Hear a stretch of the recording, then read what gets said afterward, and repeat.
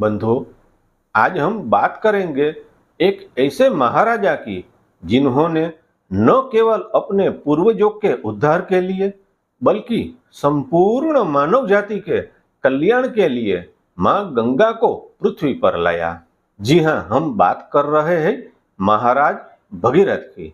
इक्ष्वाकु वंशीय सम्राट दिलीप के पुत्र ही भगीरथ नाम से विख्यात हुए। उनके पूर्व पुरुषों ने कपिल की क्रोधाग्नि से भस्मीभूत सगर पुत्र का उद्धार करने के लिए गंगा जी को लाने की बड़ी चेष्टा की और तपस्या करते करते प्राण त्याग दिए, परंतु कृतकार्य न हुए। अब महाराज भगीरथ राज्य सिंहासन पर आरूढ़ हुए। ये बड़े प्रतापशाली राजा थे। ये देवताओं की सहायता करने के लिए स्वर्ग में जाते थे और इंद्र के साथ उनके सिंहासन पर बैठकर सोमरस का पान करते थे। इनकी प्रजा सब प्रकार सुखी थी। इनकी उदारता, प्रजावत्सलता और न्यायशीलता की प्रख्याति घर घर में थी। इनके मन में यदि कोई चिंता थी तो यही थी कि अब तक भूतल पर गंगा जी नहीं आई और मेरे पूर्वजों का उद्धार नहीं हुआ। एक दिन उन्होंने राज्यभार मंत्रियों को सौंप दिया और स्वयं तपस्या करने के लिए निकल पड़े। गोकर्ण नामक स्थान पर जाकर उन्होंने घोर तपस्या की। ब्रह्मा ने संतुष्ट होकर इनसे वर मांगने को कहा।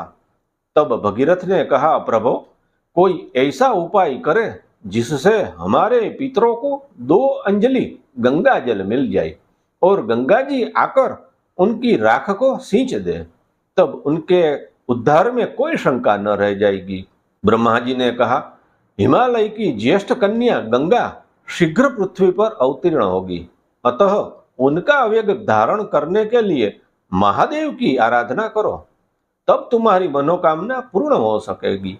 तत्पश्चात पैर के एक अंगूठे पर खड़े रहकर उन्होंने 1 वर्ष तक भगवान शिव की आराधना की। भगवान शंकर उन पर प्रसन्न हुए और उन्होंने गंगा धरण की बात स्वीकार की। उस समय गंगा प्रबल वेग से शिव के सिर पर गिरने लगी। वे मन में ऐसा सोच रही थी कि अपने प्रबल वेग में बहाकर शंकर को भी रसातल में ले जाऊं। महादेव उनके मन की बात जानकर बड़े कुपित हुए और अपने जटा जाल में उन्हें छिपा लिया। गंगा जी चेष्टा करके भी बाहर न निकल सकी।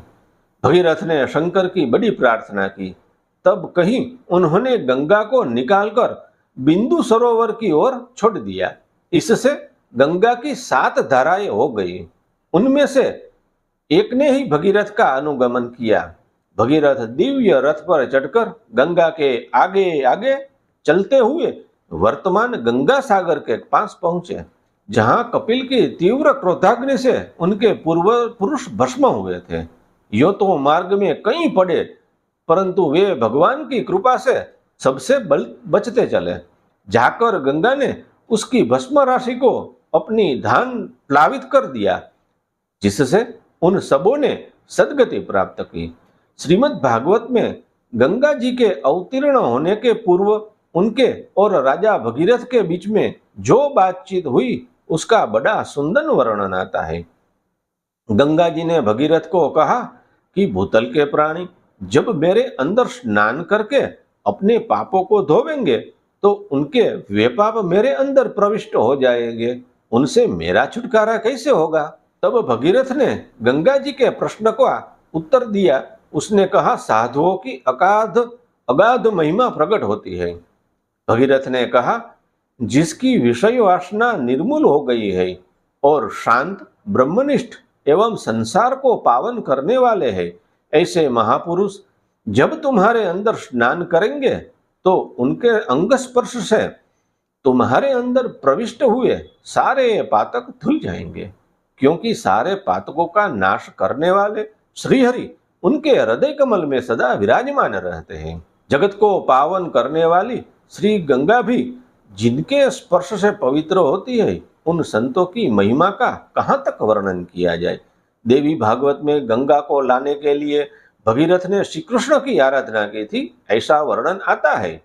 बृहद नारदीय के अनुसार भृगु मुनि के उपदेश से हिमालय जाकर इन्होंने भगवान नारायण की आराधना की और उन्हीं के प्रसाद एवं वरदान से गंगा को भूतल पर अवतीर्ण हुई। चाहे जो हो और कल्पभेद से सभी ठीक है। महाराज भगीरथ ने हम भूतल वासियों को एक ऐसी अमूल्य निधि दान की जिससे हम जब तक सृष्टि रहेगी उनके ऋणी रहेंगे और उनके यश संगीत का गायन करते रहेंगे। उन्होंने अपने पितरों के बहाने हम सबका उद्धार कर दिया, हमारे हाथ में परम कल्याण का गुप्त मंत्र दे दिया।